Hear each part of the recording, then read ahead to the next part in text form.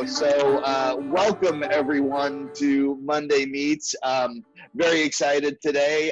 We've got Reggie Jackson with Satori Counseling, and our Director of Community Service here from the Willow, and joining us to talk about Batterers intervention programs, how they work, and how they are incorporated into the Willow's overall agency plans and goals. So just want to start by saying this is a live broadcast on Facebook. So I do have my phone handy here in case you have any questions throughout the program. Very happy to kind of stop and answer those as they come in. So feel free to. But I thought we'd just sort of look at a general scope of the program, both what the Satori Counseling offers and the history of the two programs working in partnership together, and go ahead and go from there. So let's just start with kind of if you could both introduce yourselves. I've given your names already, but if you just want to tell us a little bit about who you are and what you do. So I've read. Yeah. So you want to go first?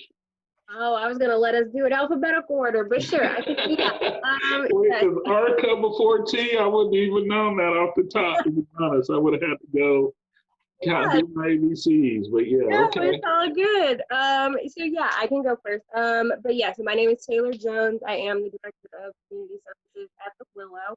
I met Reggie, it's been 6 years now. I met Reggie a couple of years back when I came into this position. And we were trying to work on some partnerships with getting folks some assistance in joining BIP groups and maybe getting some funding paired with that. But I guess that's what we'll be talking about for the rest of this hour. So yeah, that's who I am. And I'm Reggie Jackson. I'm the founder and ED over at Satori Counseling. Yeah, Taylor, I think it's been over 2 years now, so that's crazy. But yeah, Satori Counseling Services. We do counseling services, and one of the other things we do is a Batterers intervention program. And through like Taylor and I both being interested in collaborating with community partners and things like that, we've come together on a lot of different things. And so yeah, that's my introduction for the time being. I like it. It's a good, strong start. So I just want to say that, you know, in the overall history of the Willow, the organization was founded in 1976 as an all-volunteer organization of women dedicated to providing safe housing for abused women. That time, it's very much evolved to serve all survivors with a staff of 30 folks.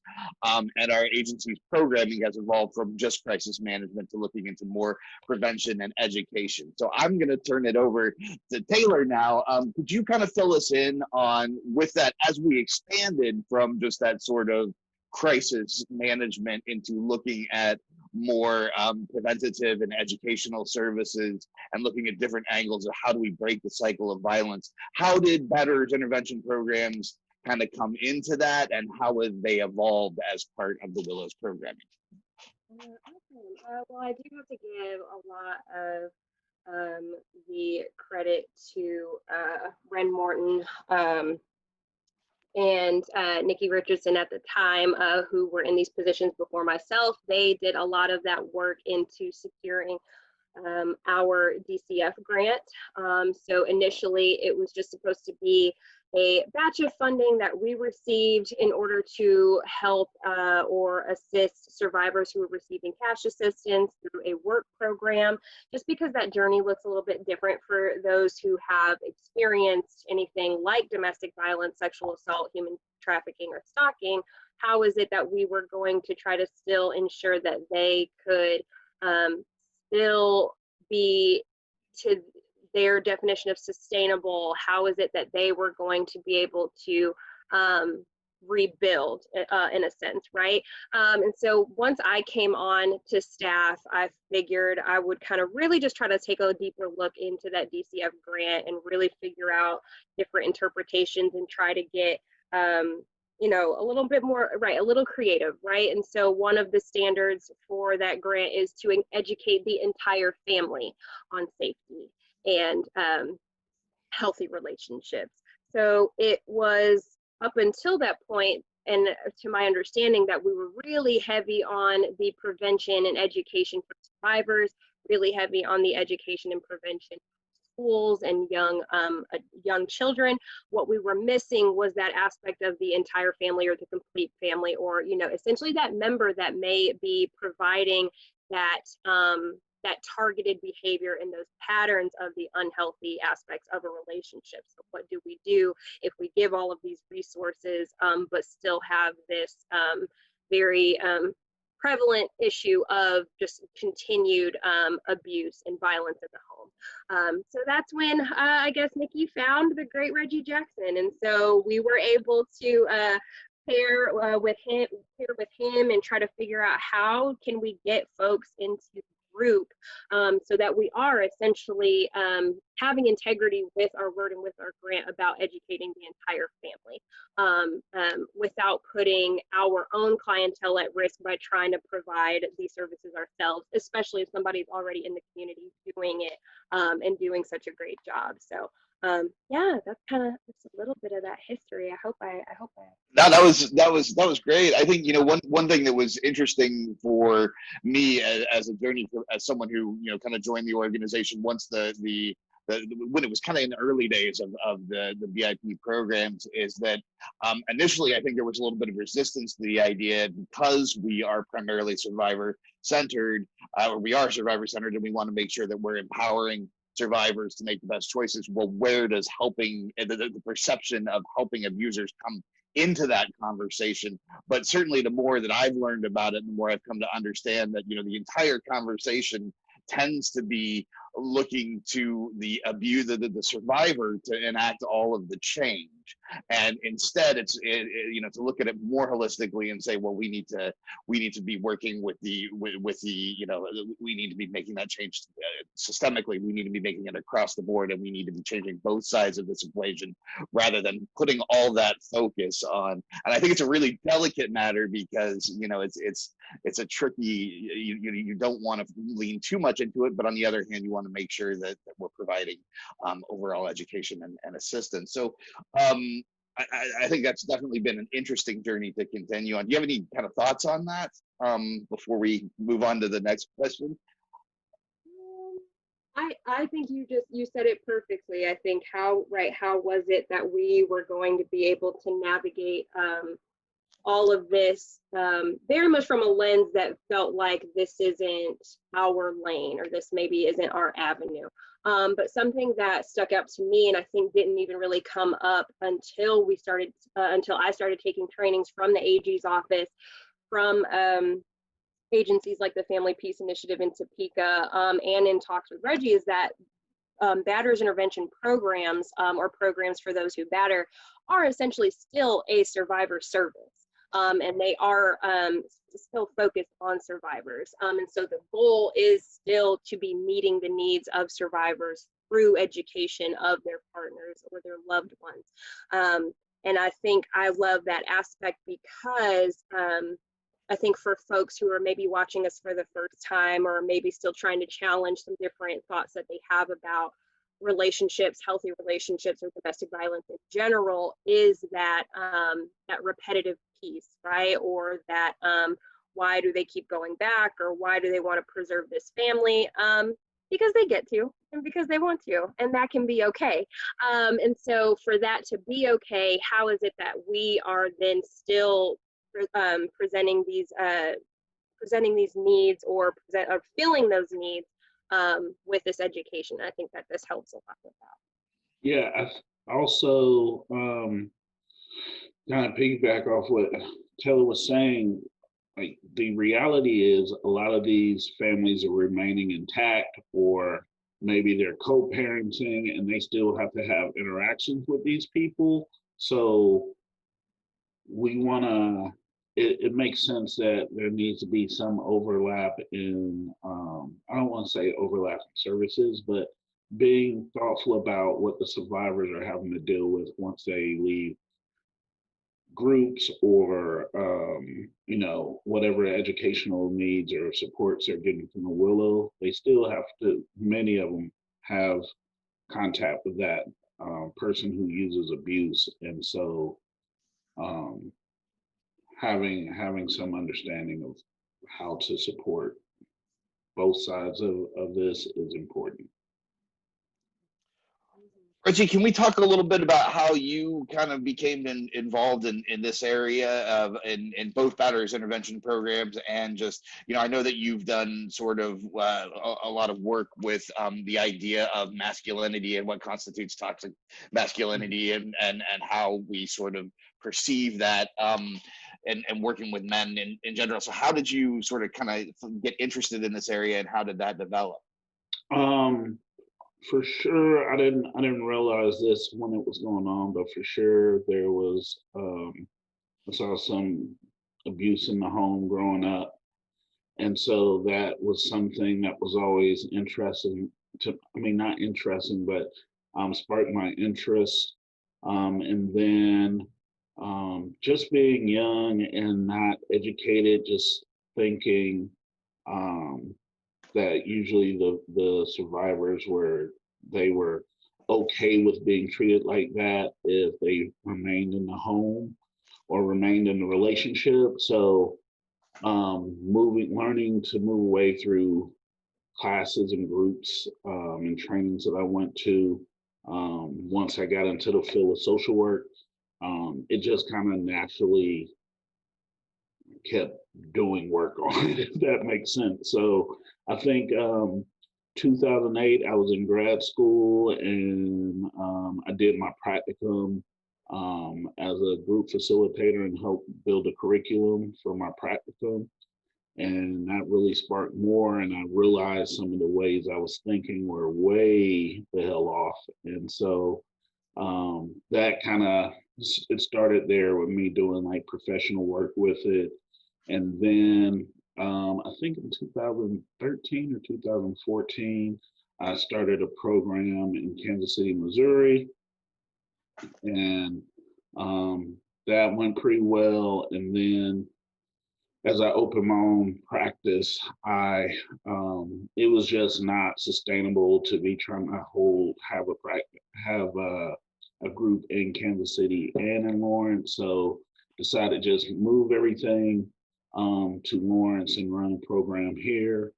And I mean, before this, I was been a therapist since '09, and so I had already had some ties to Lawrence through doing some contract therapy, and so that was my next step, was to put the program in place, and I think that was in 2017. And I met with Joan a couple of times, and she liked what Joan Schultz, and she liked what I had to say, and we kind of were off and running from there. And so Joan was really instrumental in linking me up with Nikki, who Taylor mentioned, and we kind of went from there with building the program and getting support from the Willow. So I appreciate it. All right, little shout out to former executive director Joan Schultz there. Joan, we hope you're doing well. She's retired from the Willow in 2018, I believe, though, and has since gone on to work for the Family Peace Initiative in Topeka, also working on Batterers intervention. Although I believe she recently retired from there. But yeah, Taylor, sorry. Reggie, I've got one more question for you before I move back. Yeah. So let's talk a little bit about the program itself. So, if what does it look like? We talk about the idea of Batterers intervention. What does that mean, and how does this program look in terms of who attends it, and how does the kind of scope of group work run and the scope of treatment run? So one thing, because we kind of code switch a little bit, I know I do at least, is Batterers intervention, they've moved away from the old school terminology of domestic violence, because what we know is abuse does not have to be physical abuse. Abuse happens in a lot of different ways. That's one switch. I think when I send DV, I still call them DV assessments. I don't call them Batterers intervention assessments. So stuff like that happens. But the program's 28 weeks. People can have groups added, never subtracted. If you get recommended and you come to Satori, you're in here for 28 weeks unless you're a mandated client and somehow probation or parole ends and they release you, but that rarely happens. We do look at any major, a key component of any of these programs is teaching people to be accountable. But we also spend time teaching them mental health, communication skills, healthy parenting skills, and then skill building and just operating in a healthy way in intimate partner relationships. We do quite a bit of work on trying to help people understand their motivations for abusive behaviors, and power and control in relationships, and how they're getting their needs met through that. And so those are some things we do. It's just part of the state standards as we're trying to reach out to the survivors of the offense to see how they're doing while people are enrolled in the program. And there's also kind of a collaborative effort to make sure that through maybe like the Willow or the courts and community, other community providers, that we are doing the most to support the survivors in these cases. So CCR meetings and things like that. I think it's important for people to understand, and I want to be really real about this. People completing a BIP, that doesn't guarantee that they're never going to offend again. I really look at it as after the 28 weeks, people are at a starting place to hopefully start operating differently in relationships, in intimate partner relationships. Some people may not be physically abusive anymore, but maybe they still exercise power and control in other ways. So I want to be very transparent about that. It's something that hopefully people are engaging in ongoing self-reflection and things like that on to improve in relationships that they're in, intimate partner wise. So we have a staff of, I think, a total of 6 people right now. So everybody chips in and try to support the program the best way we can. We have one other thing. We have one women's group, and then we have 4 men's groups right now. So there's ongoing classes throughout the week. All right. Well, thank you so much for that. I mean, I think it's really important to be transparent and reiterate that this is not it's not a solution-based thing. It's part of an ongoing process, an ongoing journey. I mean, we have the same sort of thing on both sides, and in like the crisis management world, we know that it sometimes takes up to 8 times for a survivor to leave their abuser before they finally are able to make that change permanent. And so our goal becomes not to try to tie everything up in a pretty little bow with someone a short amount of time. It's looking at the ongoing process, empowering survivors to make to have the information to make the choices that are best for them in the moment, and realizing that it is going to be kind of a continuous process. Yeah, for sure. I want to say, like, also along with that, if people, we try to be pretty rigid with our rules and expectations. So if people were to have another abusive episode, they're probably have to restart the program, or they get more classes at it. They can only have 6 absences. We want like accountabilities interwoven throughout the program, so you can't be more than 5 minutes late to group.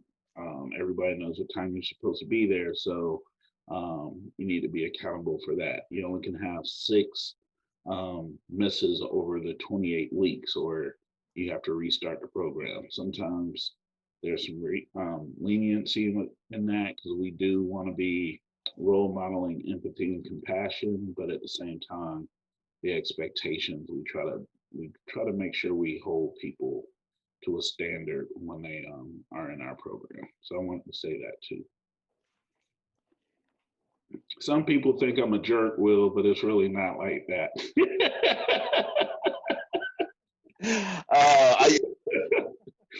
I think I'll vouch for you.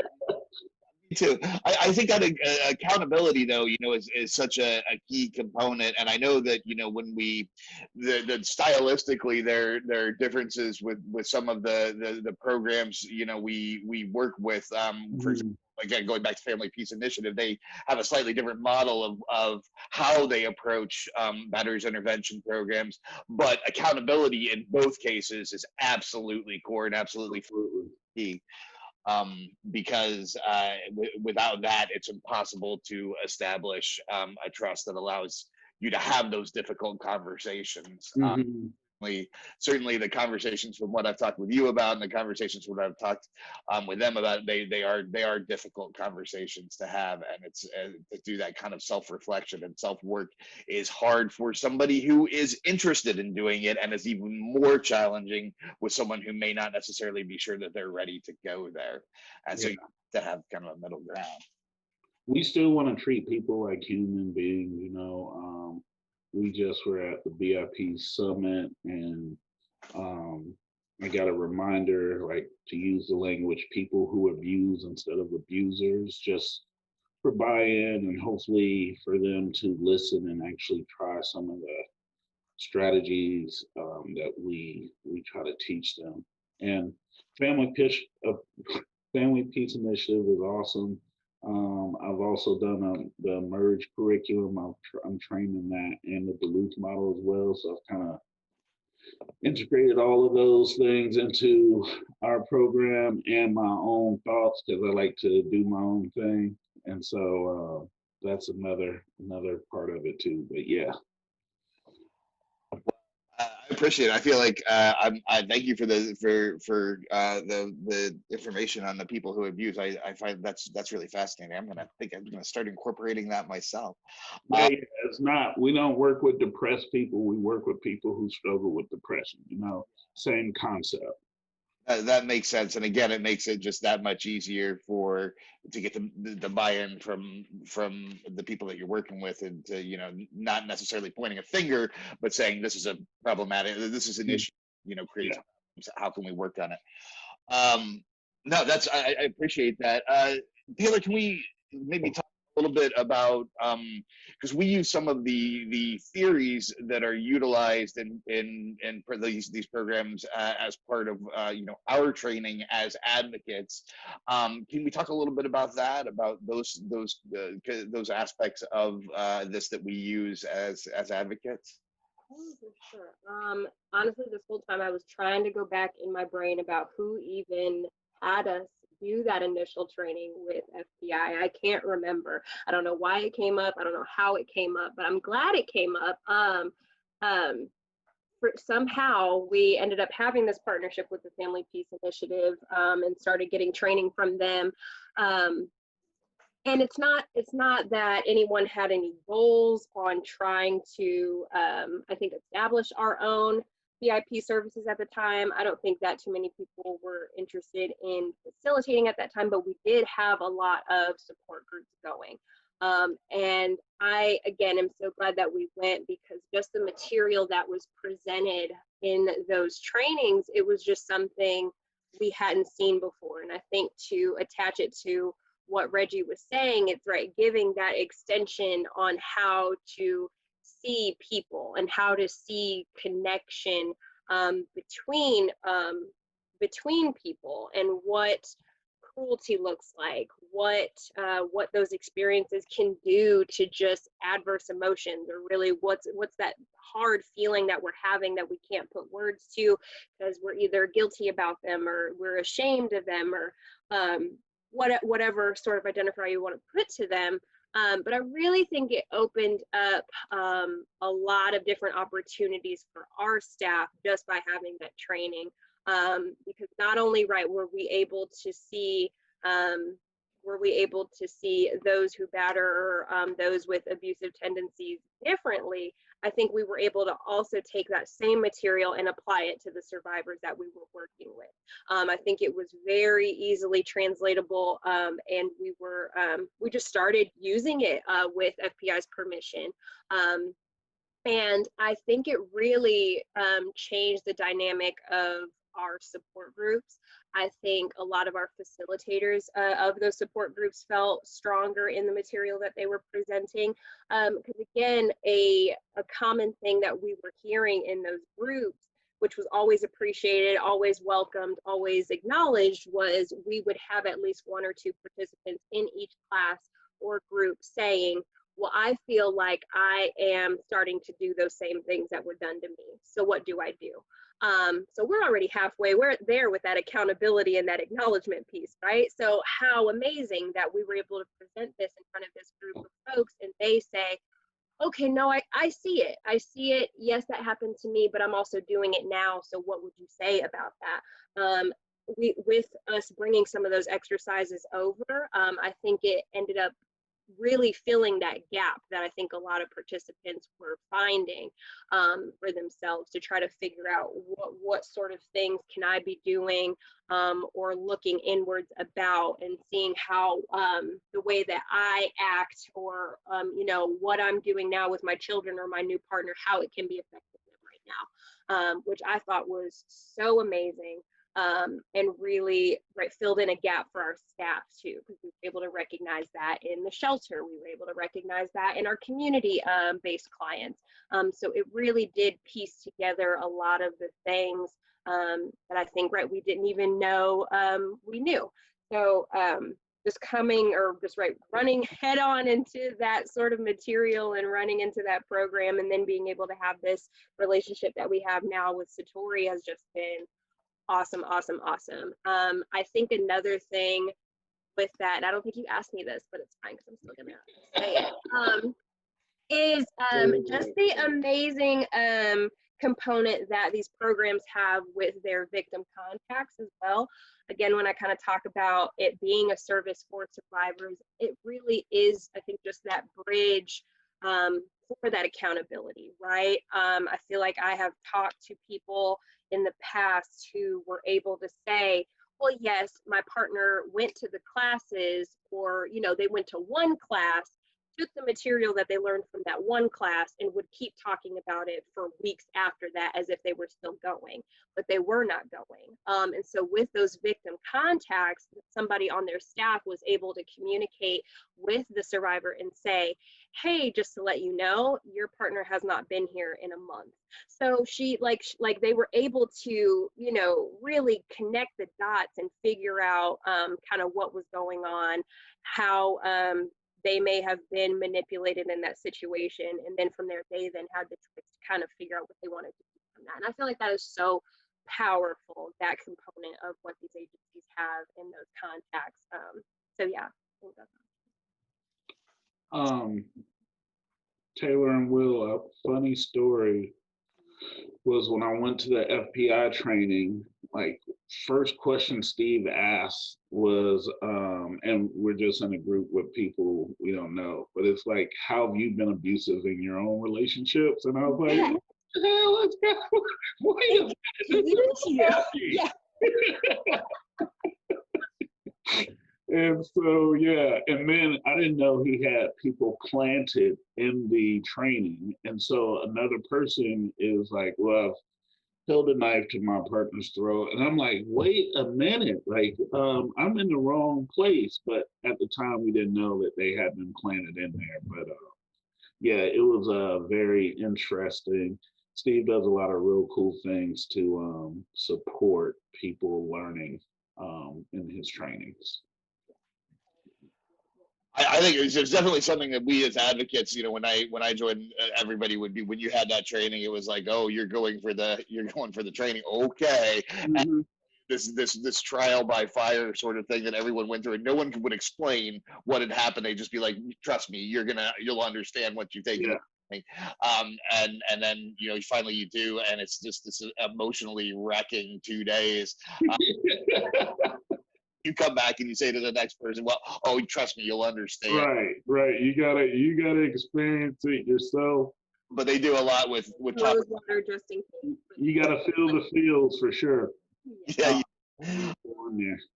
So we have a program that has been the statistics that I've read, and it's not a very well researched. Unfortunately, it's not a great researched area, so there's not a whole lot of information on the efficacy of a program, of Batterers intervention programs, but they do work when they're full, when they're attended, and when there's buy-in. They have a very positive success rate.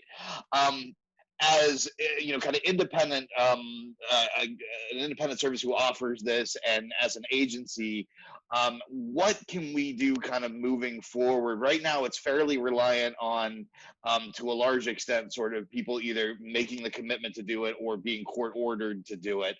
How can we continue to get the word out that this program that is helpful, to get more people involved in that, and aware of the program first and foremost, but also willing to participate above on the kind of court ordering? Is that possible? Is it something that we can build partnerships for? What are your thoughts on moving forward with kind of making it a more integrated program in community health?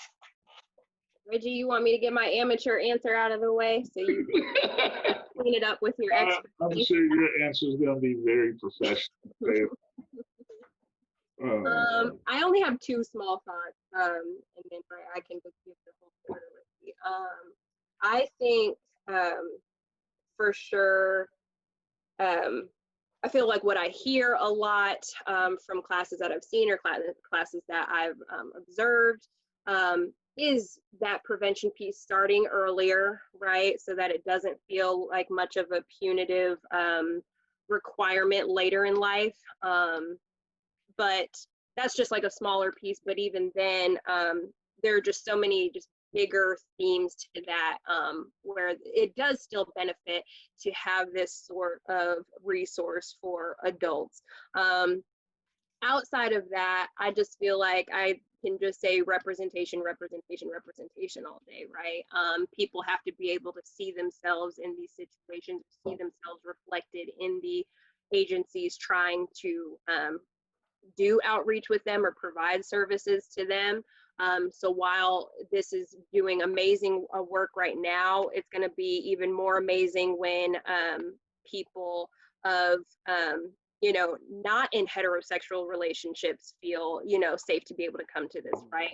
People that may identify as trans or non-binary are they going to feel, right, like safe enough in these environments, which I feel the foundation has been laid to, right, have that safety. And so again, that's why I wanted to go first, because I don't have that expertise on like what's next. But those are just my thoughts on kind of what is going to feel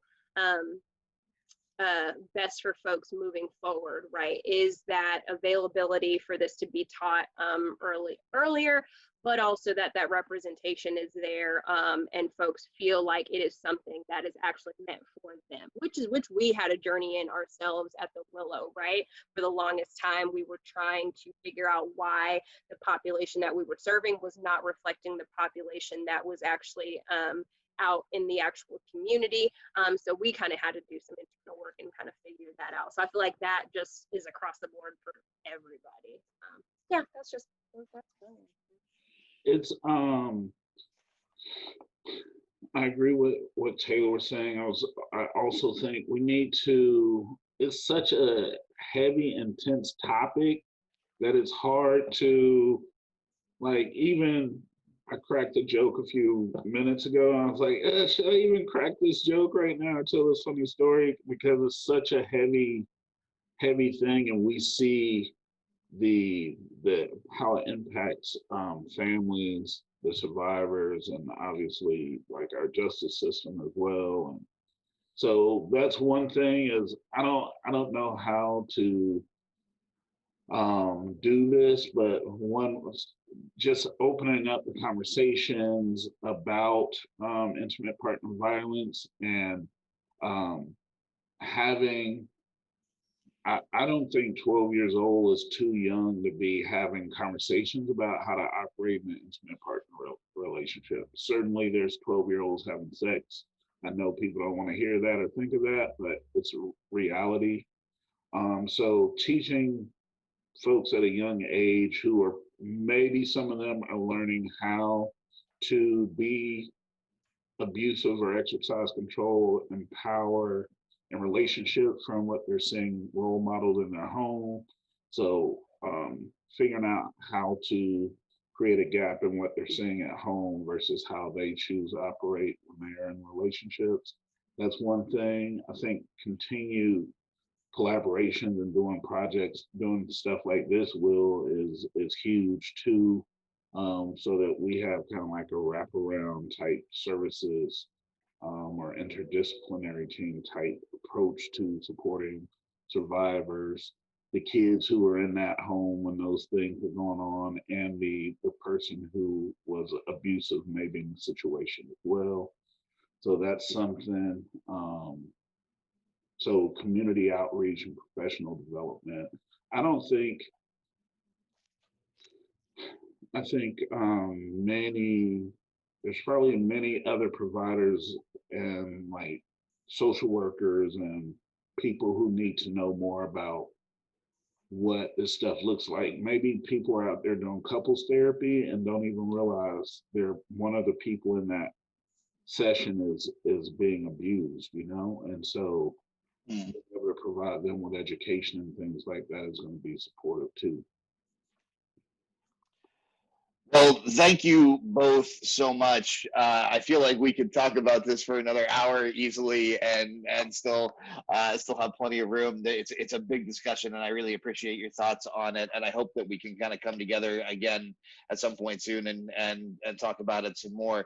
I do like to end, talk about kind of taking difficult subjects and attempting to throw a little brevity in there, Reggie. I do like to end with a shout out, kind of personal note sort of thing.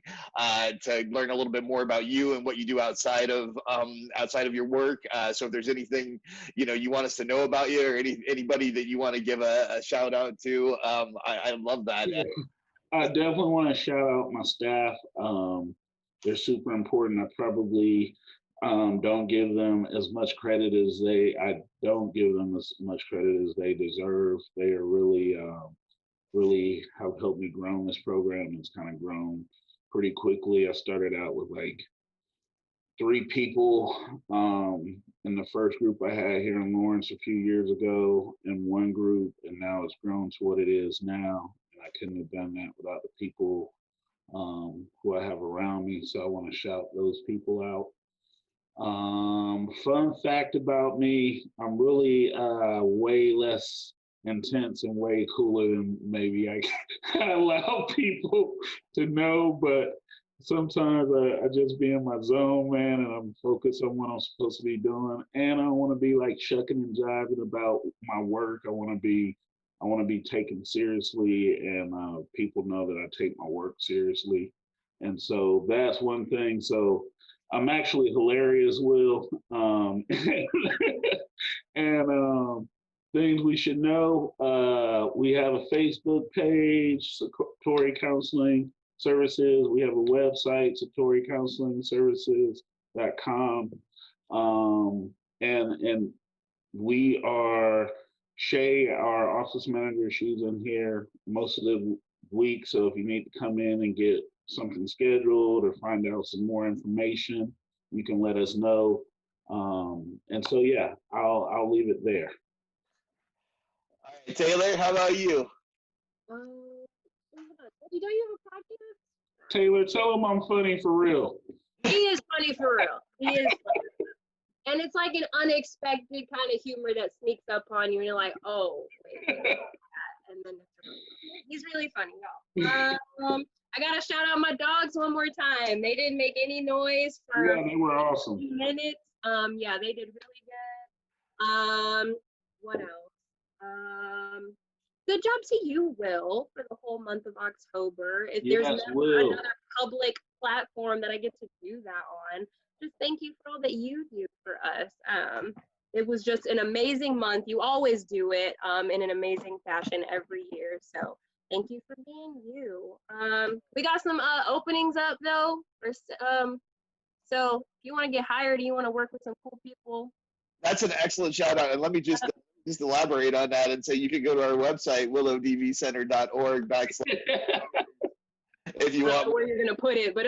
It sounds like you said that before.